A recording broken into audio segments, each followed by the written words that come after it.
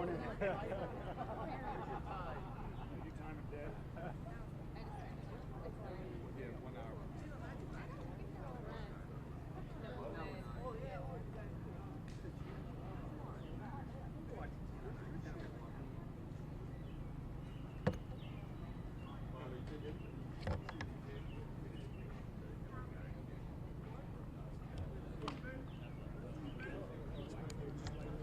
Can you move the flag? Move the flag. They're coming. Hurry.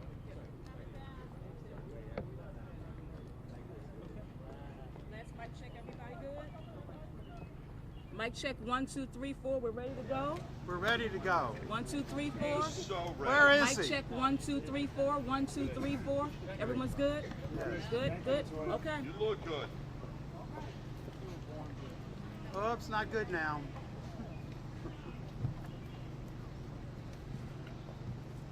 You good?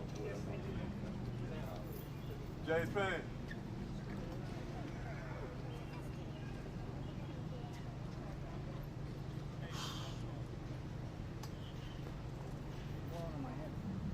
I'll follow you anywhere.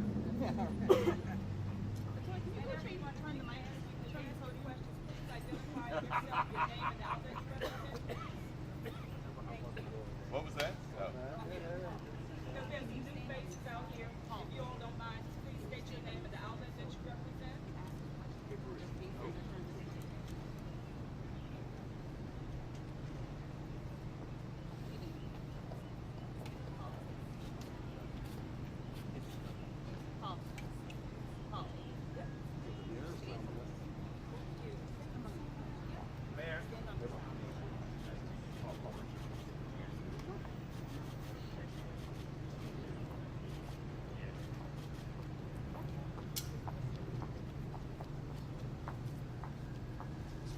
Good morning.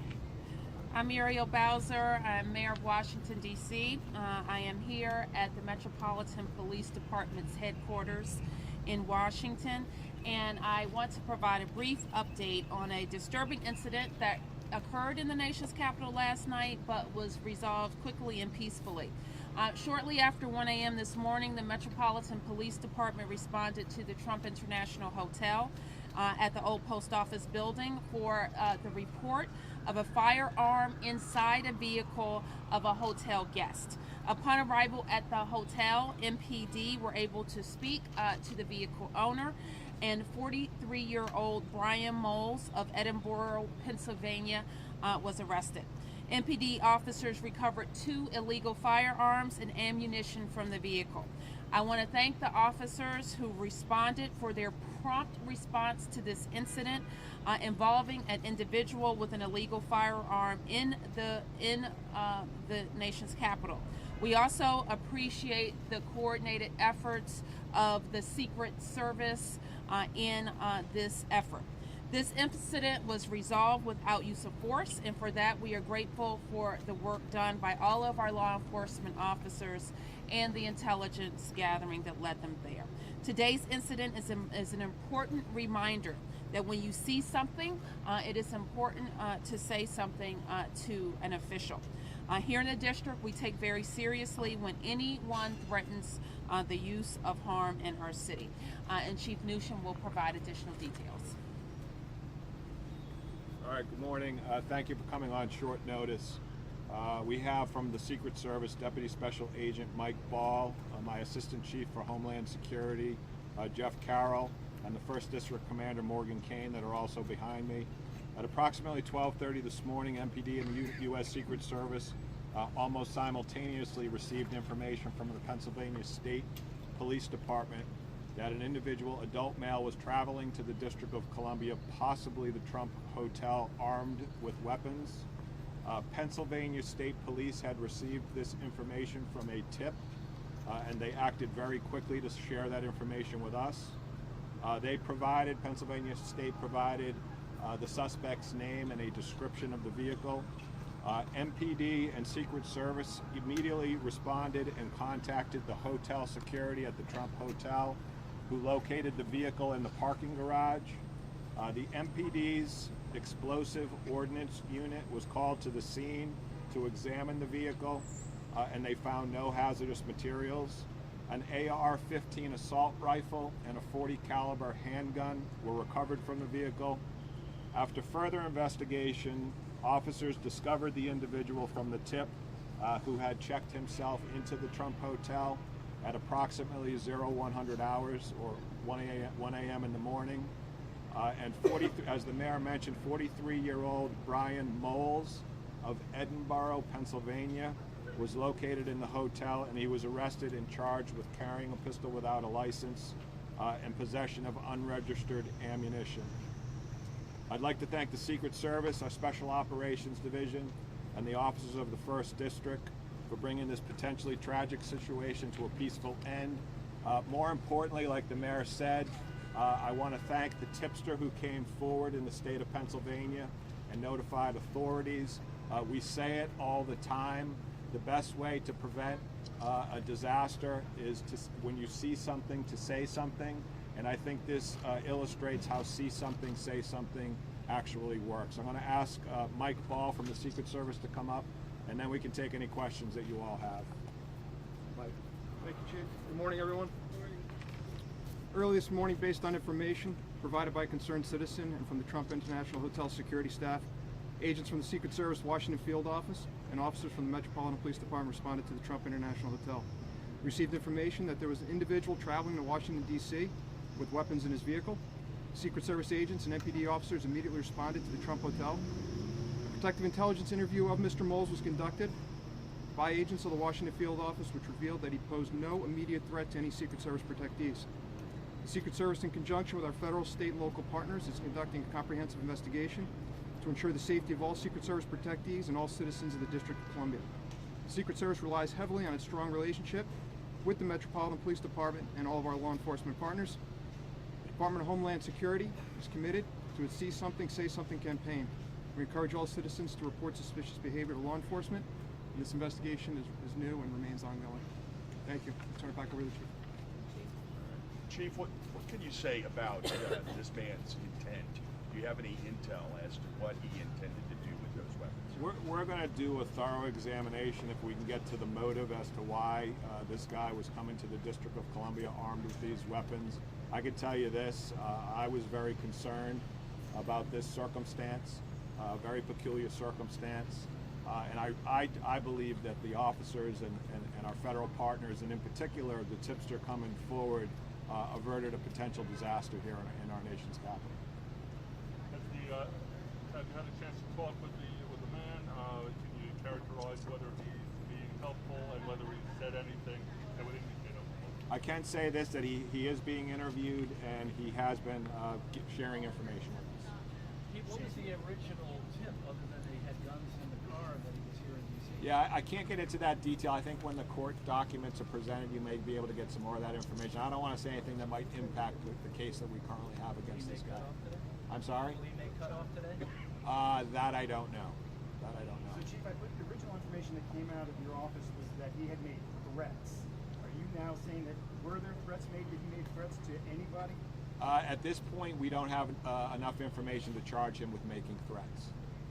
Chief, you said Go ahead. you avoided a potential disaster or tragedy with this, but Secret Service is saying that there was no threat to any of their protectees. What was the potential threat that you saw? Whenever you have somebody coming to the District of Columbia armed with those types of weapons coming into this area, it's of serious concern to this police department. It doesn't have a really good reason for being here. So I think that the fact that somebody was intelligent enough, that the Pennsylvania State Police was very quick in their actions, and actually I spoke to Colonel Blocker earlier this morning and thanked him for being as vigilant as they were. If you look at the timeline, we received the information around 12:30. He checked in around 1 o'clock. So that's showing that information moved very quickly from one state to another, and we were able to get these weapons out of our community. So I think it's really a success story. Chief, there were some. Sir, here, 7. Jim, do you have a license to carry your gun in Pennsylvania? Not at all. That's something we'll look into, but he certainly does not have a license to carry a weapon here in the District of Columbia. Chief, there was some report In the back, The tip was that he was armed and he was going to the Trump Hotel. we had an indication that he would be going to the Trump Hotel, yes. What do you read into that?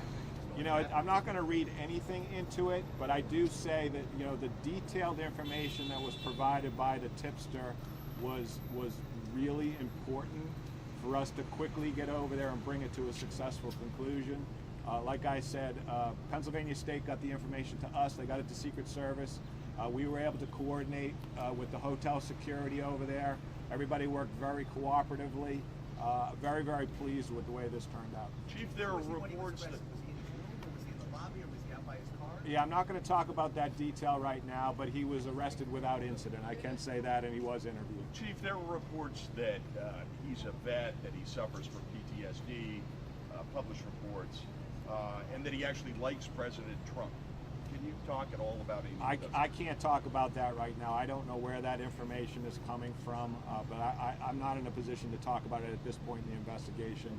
Potentially after he's presented in court, we can have that discussion. Did the information that you have give you an indication that he could check into this hotel safely and that half hour was a safe window for you? I'm not sure what you're asking. Well, you knew before he checked in that this guy was coming in dangerous, and you talked with security, and he went through to check in at the hotel. Did you have enough information to know that he could check in without causing a problem right at the hotel? I still not sure I understand the gist of your question. I can tell you this, I believe that he checked into the hotel without incident. And then the hotel security, MPD, and Secret Service were able to quickly conduct an investigation, determine that there were weapons in the vehicle, and to make an arrest. He's charged with 2 counts of carrying a pistol. Is there a charge for the assault rifle? It's carrying a dangerous weapon is the assault rifle charge. Carrying a pistol without a license for the handgun, and then unregistered ammunition. I can't talk about that. Chief, were any of the weapons in plain view in the car?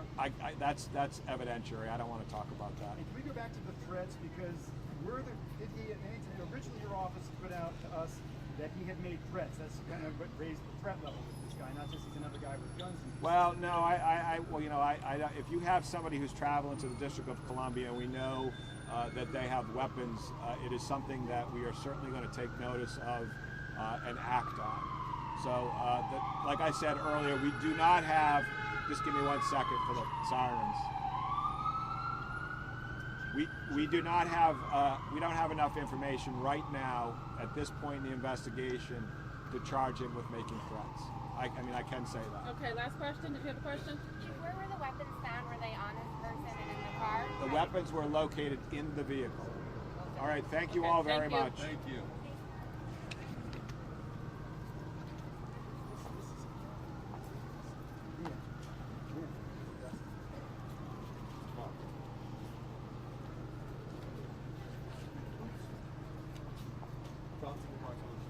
So Matt. Okay, so Matt. You guys want me live now?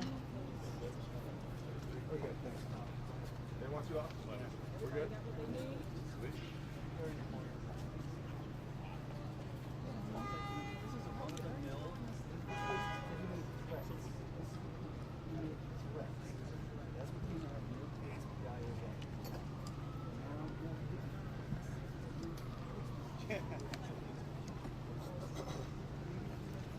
Alright, I guess we're done, John, huh? It works for me.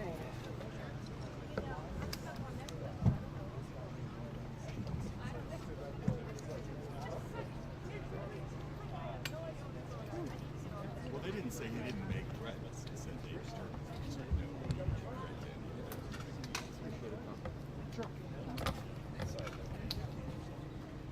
Credit to you, I didn't pay the dust. Pardon? Credit to you, I didn't pay the dust. I would think.